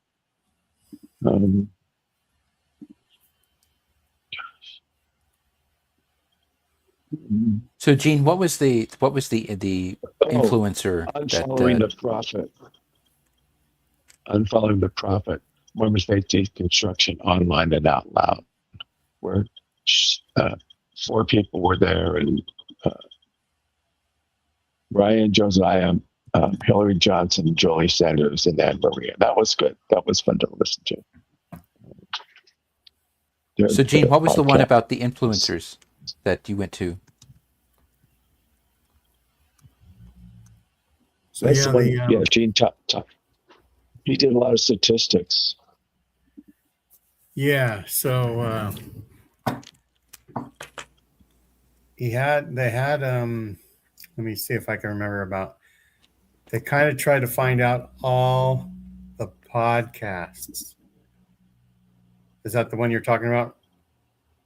Where they had the network they had to of have all so the many different followers to qualify.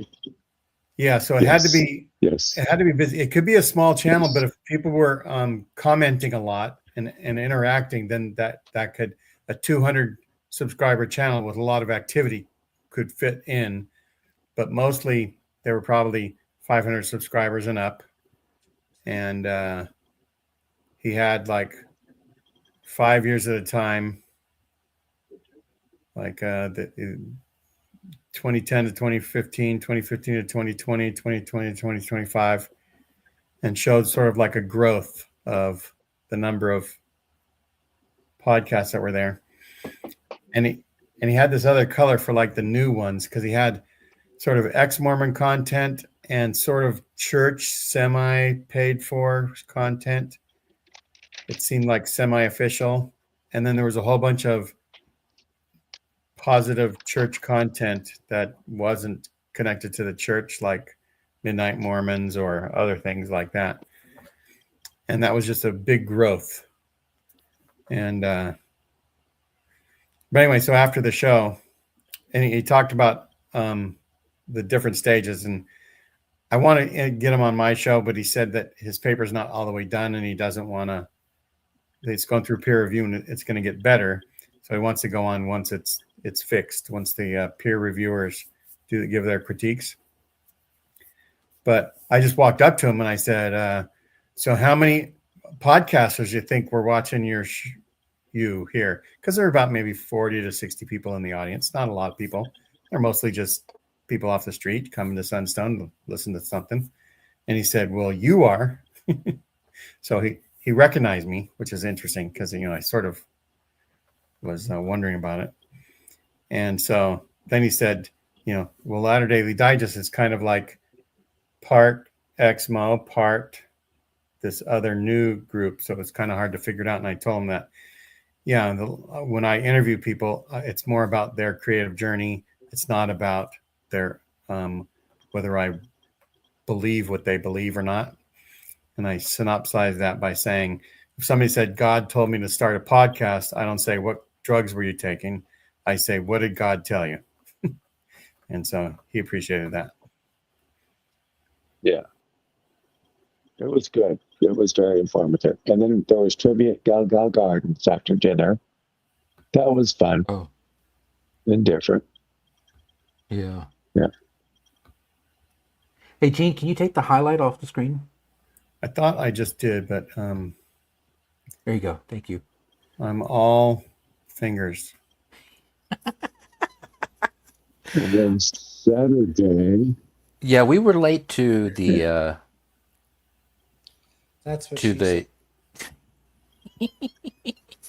said. we were late To to the trivia, whatever. And DG, Yeah. myself, and Ember, we didn't stay. It was just so incredibly hot. Yes, And there it was no very air. hot. There was no air circulation. And typical Mormons, they scheduled the wrong thing at the wrong place at the wrong time. Yeah, But exactly. like typical Mormons, they sit through the struggle session. So everyone was packed in really tight underneath that little shed. The hottest, the highest temperature portion of the garden. I told Alex that they were trying to simulate the true pioneer spirit, all the hardship that they went through. And you have to embrace it. Yeah, I spoke with Monica, who was one of the moderators at the trivia, and I said, why wasn't this in the main hall where we had all the events? I mean, you're paying for the space, even, because the vendors' tables are there, they're not taken down. So it's in your contract to pay for the space. Why not just host the trivia there? I mean, the air conditioning inside the student union was crummy as hell, but at least it was on most of the time.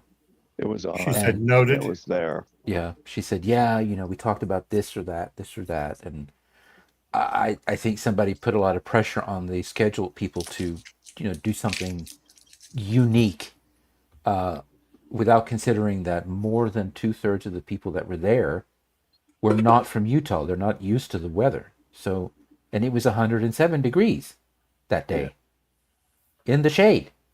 So, I mean, it was still in the 90s by the time trivia started. And I walked over to talk to Ganesh, and he was just standing there awkwardly because I could tell he was sweating down his back. He was trying to be polite to everybody. He offered me a drink. He was very nice. Then I sort of wormed my way around the crowd, and everyone was just upset that I said hello. And I thought, well, maybe they're mad at me. But no, they're all frustrated because it was so fucking hot. Bryce was sweating Definitely down his bald spot. I mean, sorry, Bryce, I don't mean to make fun of you, but I could see the sweat was beaded up pretty thick. Down his what? Bald spot. Oh, Randy, you have the worst mind. I misheard that. Yes, you I thought did. you said he was yes, sweating of down course. his balls. Indeed. Yes, bald spot. I have to hit my plosives for you to hear it correctly. Let's see. Ron Jorgensen had his tie. No, he had his cravat and his jacket on. I could tell he was sweating like crazy, and so was everyone else. I mean, these were not the only people who were suffering in that space. And Ember and DG and I were there for maybe 5 minutes, and we were out. Because and Gene, you wandered off at one point, I think. Yeah. Yeah, you were talking to the missus. Yes. On your phone. I was just pretending to get a call so I could walk around in the cool air. Yeah. Oh, and poor Ganesh, man. Just trying to. I think he was there with people. He just didn't want to pressure anyone to take him home. Sure. Because, it was probably like 47 degrees in New Zealand that day. And I'm just he's been in America for maybe 5 or 6 days, but I'm just saying it's winter down there. Yeah. And So he that's goes to where he Australia came all the time. He's familiar with the heat. But the Yes. thing about Australia is there's no geography to slow down the wind. So the air is constantly moving. That's why people live there. They're reasonably comfortable in Australia because the airflow is great. I think the people who run Sunstone just wanted you to see the Joseph Smith Sphinx. Well, if Yeah, I were exactly. if I were to rate this sculpture garden on TripAdvisor, I would definitely give it 1 star.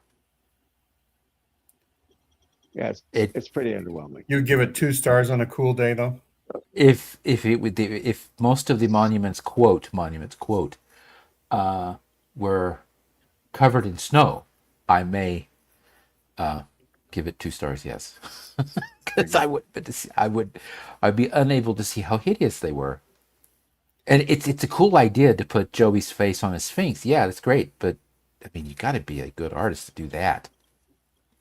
But bully for whoever put their name on that sculpture. I mean, you do you, boo. You do you. Yeah. So we barely started. So then, got this show started.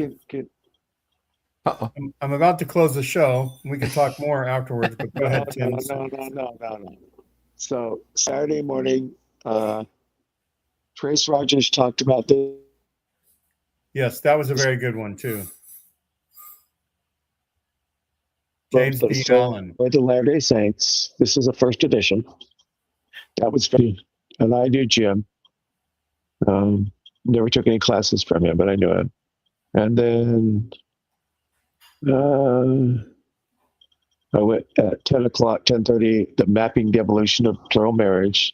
It was Mike Marquardt, Claire Burris, and the other guy. I can't remember his name. Stephen Fleming. Anyway, and that was good. It was good. Then, geez, just keep doing this.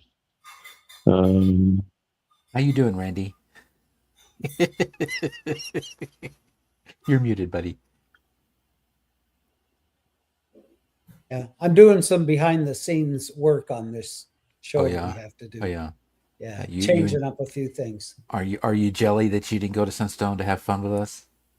I am jelly every year. Yes. Well, actually, you wouldn't have been around. You would have been flirting with girls all over. You would have done what we were hoping DG would do, which is talk to all the ladies. And that woo hurts my them. feelings that you think that I would flirt with girls. You're a flirt, Randy. Don't spare me this. Spare me this. I'm in a committed relationship nonsense. You are a flirt. Nevertheless, I am in a committed relationship. We get back on track, please. Okay, Tim. Tell us about what you want to tell us. Tell us about.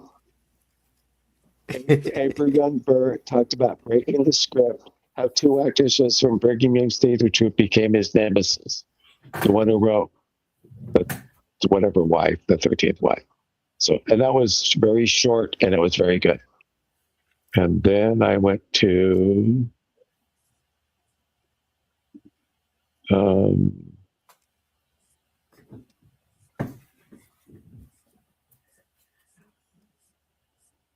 our thing was then at 2:30. And then after ours, I went to Bachelor's Delight. I forget what's the guy's name. Blind Dave, Dan. We get mixed up. Dan. Okay, yeah. So we were coming out of the Thomas Murphy was doing this academic thing where people come up and or go up to the microphone and sort of review his book in front of him. But of course, Don Bradley, God bless him, Randy, don't add anybody yet. Don Bradley just stood up and just talked, and Dan was already having a hard time staying awake. So we got up and left. And you guys were on at the same time. So we were passing by. I was like, oh, it's the podcast thing. I was like, Dan, you want to go in? He's like, no. I was like, and he was really forceful. I was like, why? Why not? He's like, oh, I know those guys. I know what they're going to say. So we went down to the panel where Julia Sanders was presenting or interviewing Kossoff. Yeah, I thought I'd throw that in. He said he knew you guys. He And knew then, what you're about. So he didn't have to okay. attend. And then, He was there in spirit. He was there with his spiritual eyes, his spiritual ears.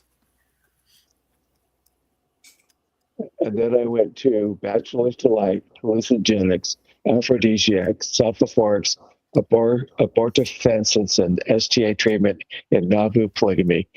Two guys spoke, and it was very fascinating. They showed that well, the main thing is we need to really rethink Nauvoo polygamy because there's a couple of sources that talk about babies floating down the Mississippi River from Nauvoo. And there was a lot of birth control going on because they knew how to do it. And there were a lot of abortions because there were Thomasonian medicine doctors and knew what they were doing. And I wanted to ask them a question about the Thomasonian doctor that I was familiar with in Nauvoo. It wasn't Frederick Williams, it was somebody else. But I couldn't remember their name, but I was going to ask them who the other one was. But it was so good. There was no time for Q&A, but it was very, very revealing. Yeah, that was Bryce. That was Bryce Blankenagel. He was one of the individuals that I wanted to meet, and I was going to attend that one, but I was being interviewed by Monica along with Ember. So I was really curious what they brought up. If there was anything new, because they've presented that before, because they wrote a few papers before. Yeah, there was a lot new. There was a lot new. Yeah, there was a lot that they've since found. And then I think is that it? Oh, and I went to go Young and Wakara at war. We talked about the love-hate relationship between Brigham Young and Makara, and it was very good. I enjoyed it.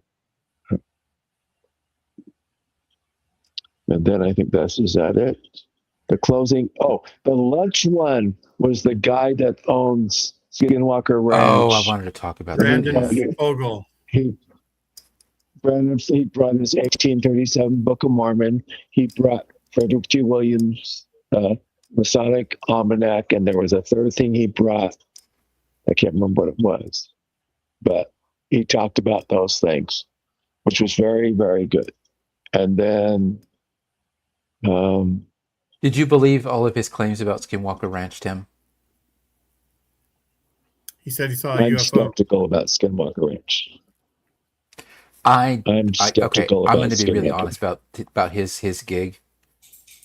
First of all, he showed us 15 minutes worth of videos about himself. Yeah. Right. And the majority of what he spoke on was just him masturbating on stage. And I hate to say shit like that, but that's exactly what it was like. And then I heard Lindsay bring up the fact that next year was going to be about alternative ideas like ancient aliens. And I'm like, oh my God, are you serious? And I walked up to Grace Poole after that to say, is next year going to be nothing but guys like this? And she's like, well, talk to so-and-so. And she pointed me to someone else who I'd never met. Maybe he's going to donate money. So maybe. That's what it is. That's what it is. But if they're giving him a theme giving him the theme as a make good for a donation, that's pretty bad business. Because I told the person who was in charge, I think, of next year's schedule, or at least going to make selections, that the line between legitimate and illegitimate in Mormon studies does not exist. You are either or. You can't drift close to the line of delegitimizing yourself, or you can't go from delegitimate to legitimate ideas or presentations or whatever, thinking that there's this fanciful fantasy dotted line that separates the two groups. You're either illegitimate or delegitimate, or you have a legitimate, historically based, evidentiary based presentation. Otherwise, you're in the realm of fiction. And when you present, you have to say it's fiction. I'm simply, engaging in this idea, and I want my peers to give me feedback. You have to be very open and honest about that. But if there's going to be nothing but guys like Fogel, not Vogel, V-O-G, Fogel, F-O-G, need to make that clear. Because Dan Vogel is a pretty swell guy. Brandon, not Dan. Yes, there you go. Dan is a great guy. Dan So is a maybe great next guy. year, Great. Randy could donate some And money then I went and to present his book, Feeling Empty, and he could do a presentation. That way he could get out of the family vacation. I could do something Yeah. on grief. Yeah. That would Do be something on grief. Yeah, that would be You could. interesting. Yeah, but you're going to have to add Ancient Aliens. That'd You're be not going to be good. put on the damn schedule.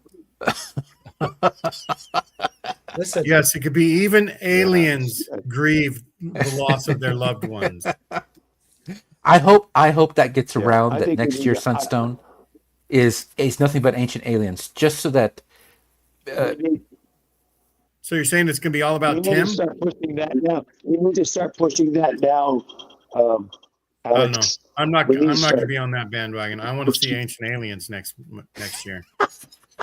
And then after that, I went to go see Ronald's Little Factory after dinner, Oh yeah. and Alex was Did you there, but you actually- left. see it? yeah, I couldn't stay awake. I was on the edge, and it didn't okay. help that I had 2 beers before we finally got into the theater to watch the damn show. I I had been there I in the had heat. Speaking of crummy air conditioner, that was the second place I went to eat that didn't have functional air conditioner. It was 102 when we got there, and the sun had already gone down, and then I made the mistake of drinking 2 pints, and then it's like, oh, we're ready, and finally we go into the theater, and the air's blowing you. It's very heavy air, it's movie theater air conditioning in a desert. So after about 30 minutes, I start drifting away, and I realized that I had fallen asleep. So I woke up in a panic, and I lost my phone. So I was like, shit. I'm like, I gotta go. I just called a lift. Yeah, I did. The gentleman who was sitting in front of me, I guess felt my phone bump his ankle. So he reached down and kind of looked behind him to see where it came from. And I was like, it's me. You said, "Is that your phone, or are you just happy to see me?" See, Randy, you always go there, you dirty old man. But Hey, the premise, not that Alex old. was trying to count to 11, Randy. but the premise was really cool. I mean, it's a low budget, Yeah, it's self-funded horror film. it's cute. It's funny and it's But cute. but the poking What? fun at stereotypical Mormon antics, and it was like, what I remember was fun, but I didn't watch the ending. So we're coming up on 2 hours, and thanks everybody for watching. We had some technical problems, and we also had Randy, and we also had Tim, and we also had Gene. If it was just Alex, it would have been a great show. Sorry about that. Alex, But Wait. is very I cute. put the wrong name on the show this week. It should have been the Alex show. Alex did a great job. Thank you, Alex. You saved us. Oh, He's a- yeah. It's very he's much. Three sleep deprived old men. Yeah, I came to the rescue. You did. You did. I love all of you, Yeah. and I thank everyone who was welcoming to myself and Ember. We got a lot of love there. It was a surprise to the both of us. I don't mean to speak for That's Auntie, good. but That's good. she did relate that she was surprised at how generous everyone was. So I I thought I'd have share been that. yawning a lot. So You were yawning during the weekend, so yeah, I yawn all the time. I yawn when I yawn. All right. Thanks everybody for watching. Bye-bye.